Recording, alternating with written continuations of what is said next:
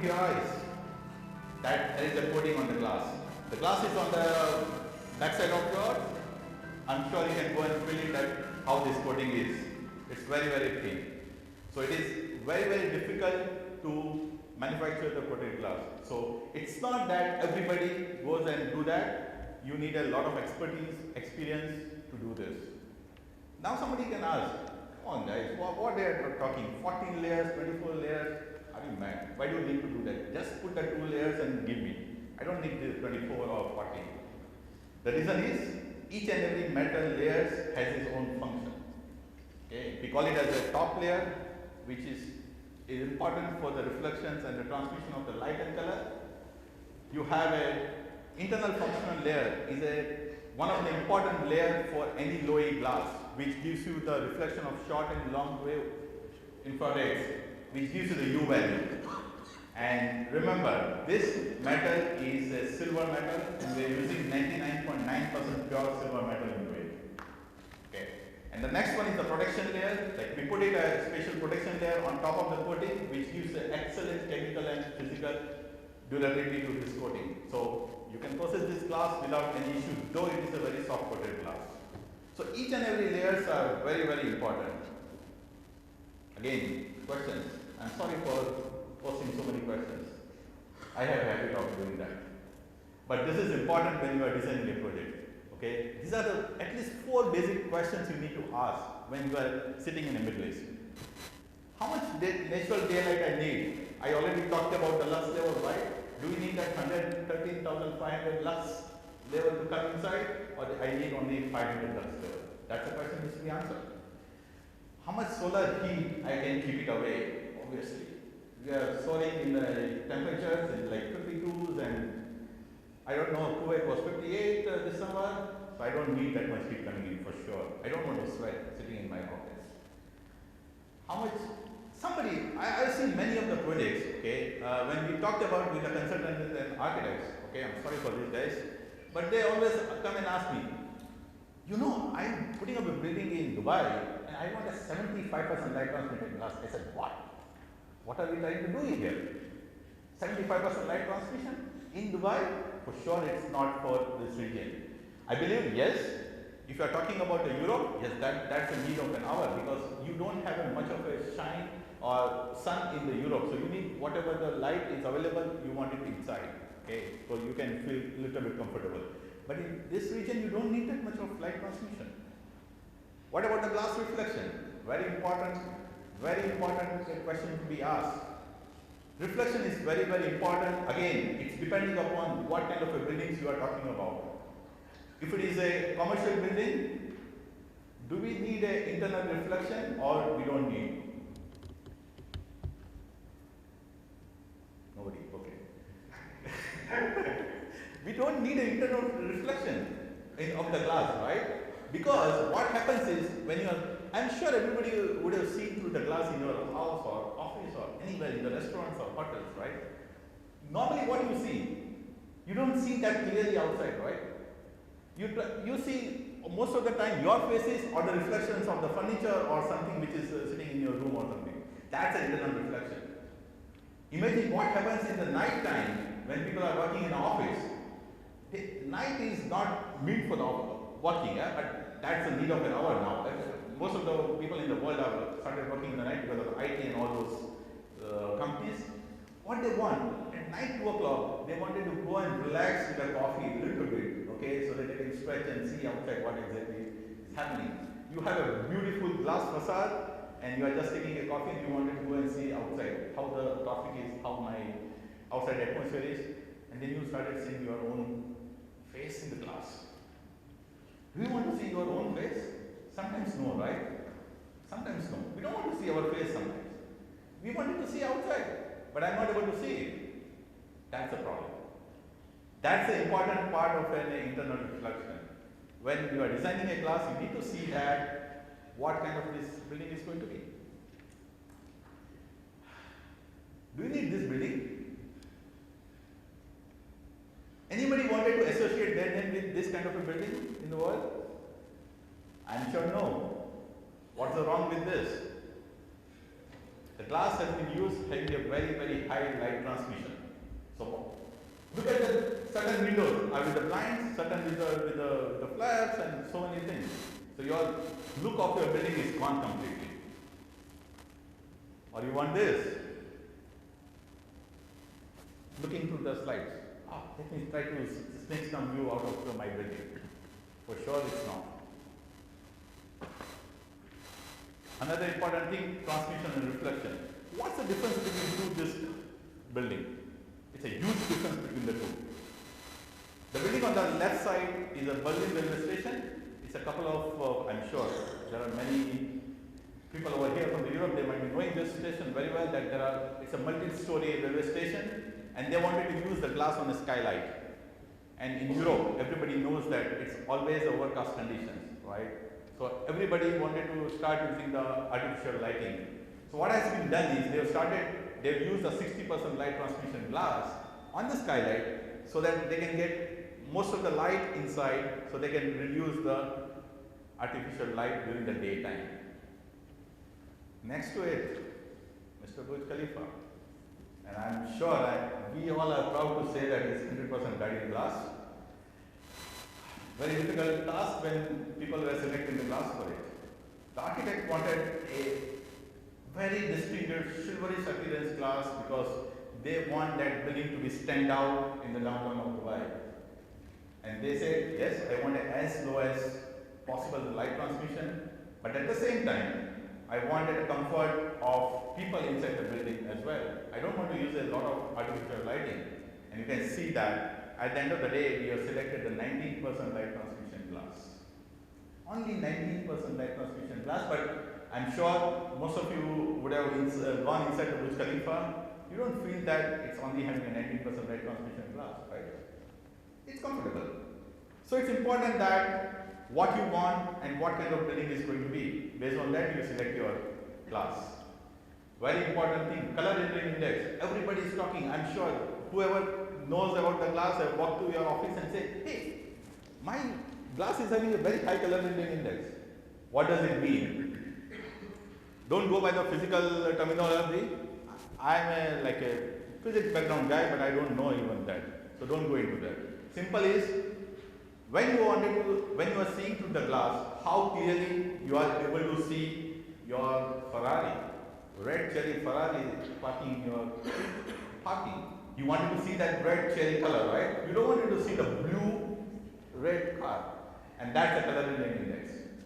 So when you are doing the clear glass, when you are seeing through the clear glass, your color rendering index is around 90 to 99, and sun is 100%. Obviously, in the sunlight you can see everything very clearly, correct?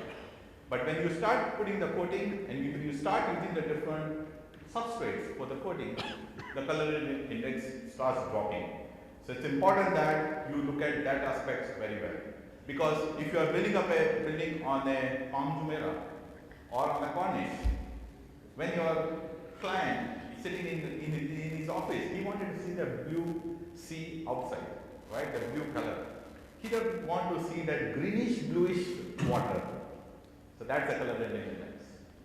We do have one product which is like anti-reflective glass, which can give you the color rendering index of 98%. And believe me, if you put this glass between you and object, you will go and bump into the glass because you will never feel that there is something between you and object. One of the prototype has been kept backside. You can see that how clearly it is. And this is what the clear difference between the two types of coating what we were talking about, hyaluronic coating and the magnetite coating from outside. It has a very natural colors, wherein others has a very dark colors. And this is what the color rendering index is. You are seeing very clearly when you are seeing through, though outside the glass is very dark, but from inside you are able to see very clearly.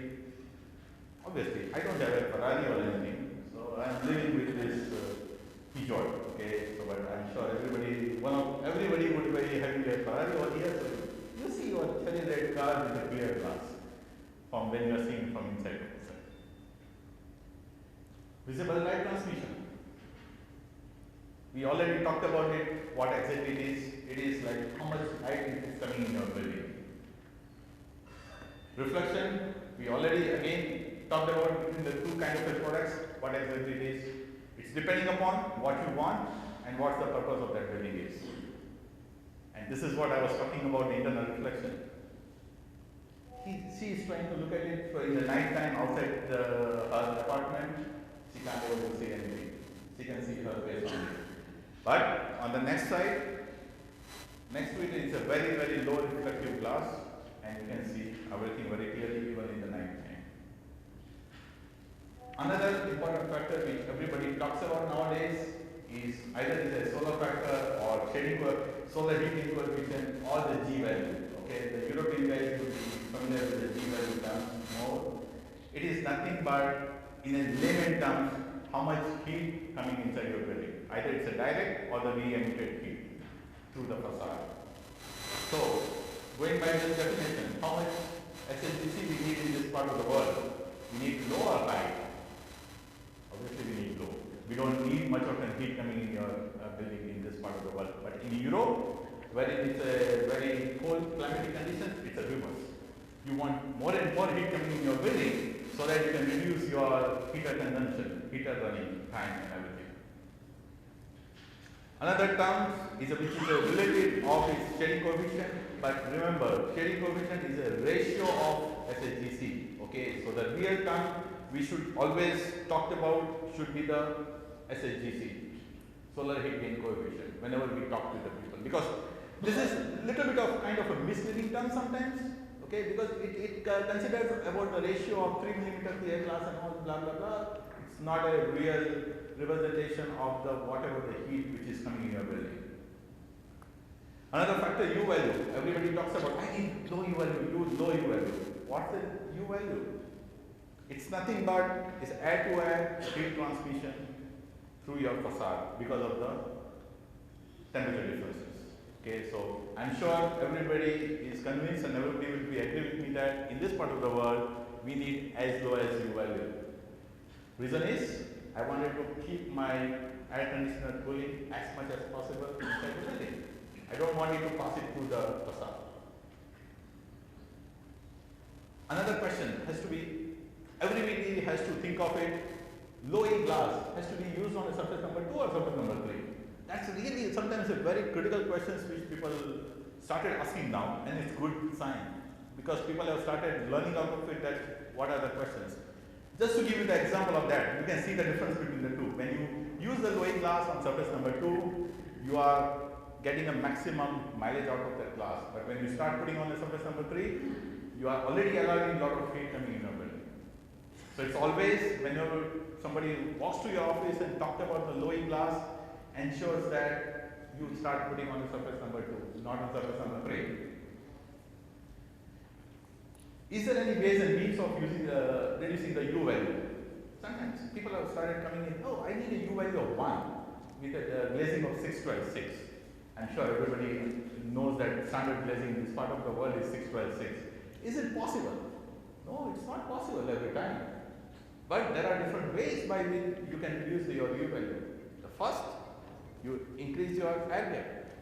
Okay, obviously, first and foremost would be use the low E glass, and then you can reduce your U value compared to the clear glass or solar control glass, or you start putting into double glazing or triple glazing, or you increase the air gap, or you start using the inert gas like argon or krypton. Another important part, which I'm sure all designers should know about, that by increasing the air gap, what do we mean by that? It's not that you put, instead of 612.6, you start putting 656. For example, if 612.6 can give you the U value of 1.9, it's not that 656 will give you the U value of 0.1 or 0.2.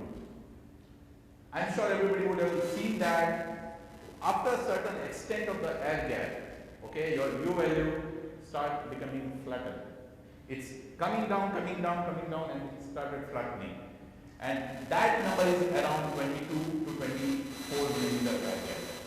So even after that, whatever you increase, the U value is not going to go further down. Okay, so that's another important part. Having said all this terminology and the basics of the glass and everything, we do have a products meeting all the requirements of this, starting from We call it as the HD colors. These are the very basic glass having a very vivid color and having a very good solar control properties. Then we have a SunGuard solar products, which is again having a much better solar control properties than HD colors. Then we have a SunGuard high performance.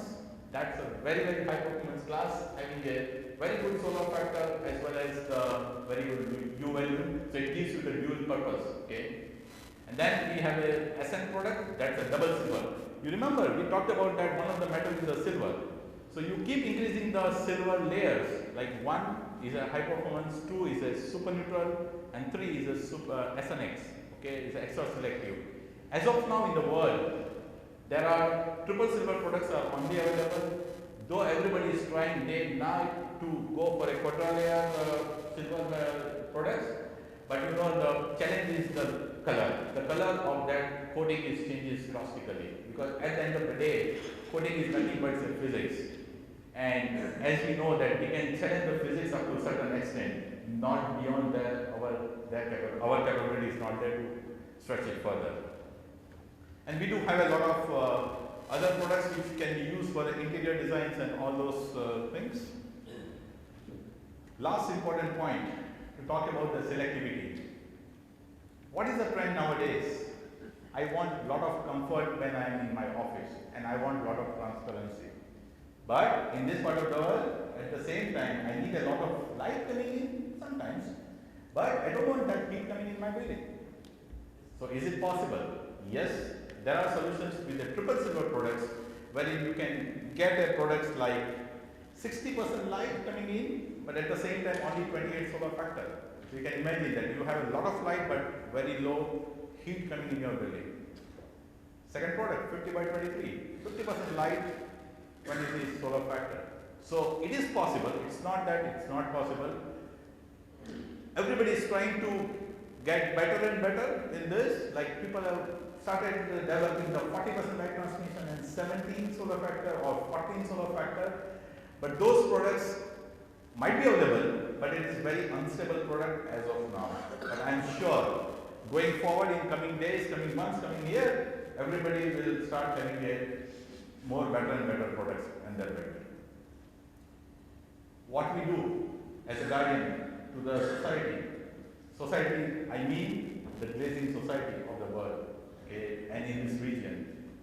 We always believe in percolating the knowledge as much as possible down the line. And this is what we do. We have a full-fledged team sitting in our both the facility, Russell Khema and Saudi Arabia. I am heading the team, and I do have a full-fledged architect working for me. I have a full-fledged facade designer working for me, so that you can imagine that when you come to us, we can give you the full package, like all the calculations and everything. You can look at it. We can give the project proposal, we can do the structural calculations, we can do the thermal stress analysis, acoustic calculations. We do have a building energy calculator where we can calculate, compare the between different products, and can show you that how much your building will save in terms of energy. We do have a full-fledged Rivet software, and I can also generate the BIM file for my proposals, like product proposals, which you can put it into your 3D design, and you can see actually how your building is going to be look like on your screen, rather apart from looking at that small piece of samples. So these are the different support what we give in the market. We also do the fabrication certification, like whoever takes our high performance class, one of my engineers goes and do the certification for that processor. At the end of the day, I'm sure everybody would have faced the issue of roller wave distortion in the world, right? Whenever you are putting a glass, you start seeing the distortion everywhere. Nobody wants to do that. So we are trying to educate our customers, our processors, in a way that they will process this glass in the best possible manner, so that when it goes on the building, it does not look bad. It always looks good. And then we do the technical sessions to the customers. We always invite people to our factory to see our facilities, because seeing is believing. That's a buzzword where everybody has in the world. Like, oh, if I see, then only I believe. What these guys are talking is sometimes is a self-talk. Sometimes, yeah. But when you see our facility, you will be able to see that what exactly we are trying to do. So you all are welcome to come down to Russell Khema or our Saudi factory, and you can see our facilities. And we do also do the equipment accommodation for our processors. Many a times we work with them when they are setting up a business. They come to us and ask that, hey, can you suggest what are the different equipments I need to go with? And then we do that suggestion as well. Obviously, I'm sure nobody has understood what I've talked, okay, because I'm not a good speaker. I cannot deliver what I'm trying to deliver. But don't worry, you can go to my website, sandraclass.com, and you can at least understand something. Okay? And we all are available over here at any given point of time. We do have my colleague Jacob Matthew, who is taking care of this Qatar market. So you can contact him at any given point of time, and we would be pleased to suggest you the best possible solution for your building. And these are the different projects. Obviously, you name the iconic projects in the world, and that is there always. Okay, we have Burj Khalifa, Address Hotel, Burj Al Arab, Clock Tower. I'm sure everybody knows that in the holy town of Makkah. Yes Marina Island in the Formula 1 in Abu Dhabi, and this is the football stadium in Russia, wherein they used our Royal Blue 20 product. Thank you very much. Thank you, Vivek. Any questions for Vivek? Thank you. Thank you. Our next speaker has been nominated Young Architect of the Year 2015. He is the BIM manager and senior design architect working for the Doge Group. He has an impressive experience in public and private segments. And I'm going to read this list through because it's pretty impressive. He worked on projects in airport, military, hotels, schools, stadiums, retail buildings, resorts, banks, office, tourist villages, social and sporting clubs, residential buildings, and theaters. So young architects have such a big experience. I'm very impressed. I'd like to welcome Mr. Omar Waisi. Oh, I'm sorry. Thank you. You're going to tell us about your last project. Yeah. You can explain. Who's here with BIM? A lot of people, definitely. So maybe you can explain us about it. Thank you. Okay, thank you very much for the nice introduction. And good morning, ladies and gentlemen. My name is Basil Omara, and I am the Senior Design Architect and the BIM Manager in Doge Group. And today, actually, we will be talking about our latest design. It was actually a competition here in Doha, and we won our design. And now we are beyond the concept stage. Actually, we were lucky to have a brilliant client, Ala Korea, and actually they are an open-minded client to take us through this nice project. So today I will show you what we have achieved after the concept design, and I will go through details regarding the facade and the challenges actually that we faced. But first, briefly, I'm going to talk about Dorsch. Dorsch is a German-based company. It has many branches in Germany, and we are located also in the Middle East. We have 11 locations in the Middle East. Mainly the UAE Abu Dhabi branch is the main headquarters for the Middle East region. Moreover, we have specialties in master planning, building, marine, industrial infrastructure, and also airports and environmental. Going further, this is a small graph about our experience. We are more than 65 years of experience with about over 2,600 staff members all over. So, going from that to our project.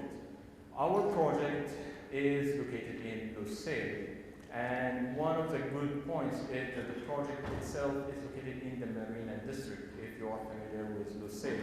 And the Marina District has one of the unique locations with a distinguished kind of projects located there. So taking a look at the site itself, the project is a residential project with 3 towers.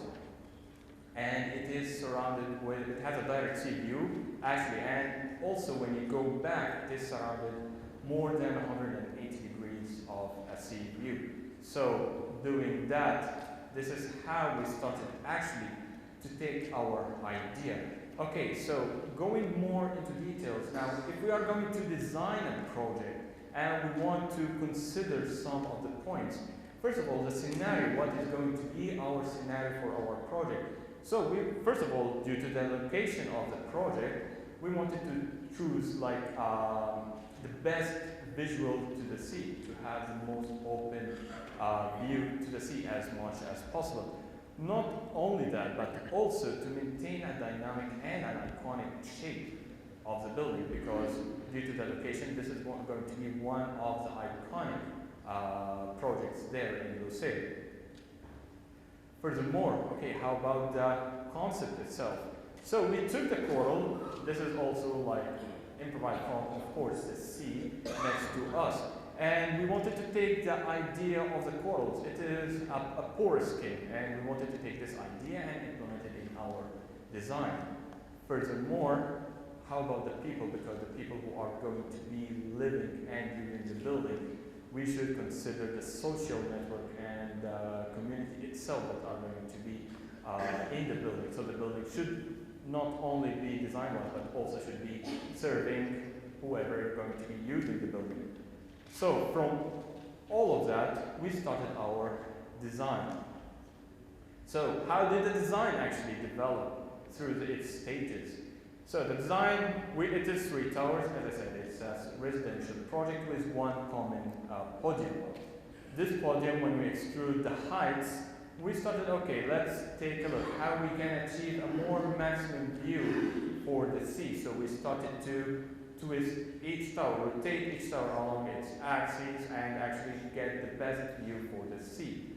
Not only that, okay, let's try to make it more interesting. So we started dividing the blocks, the tower into blocks, and each block will be having a different treatment. So after the division, let's make it more interesting, and we started to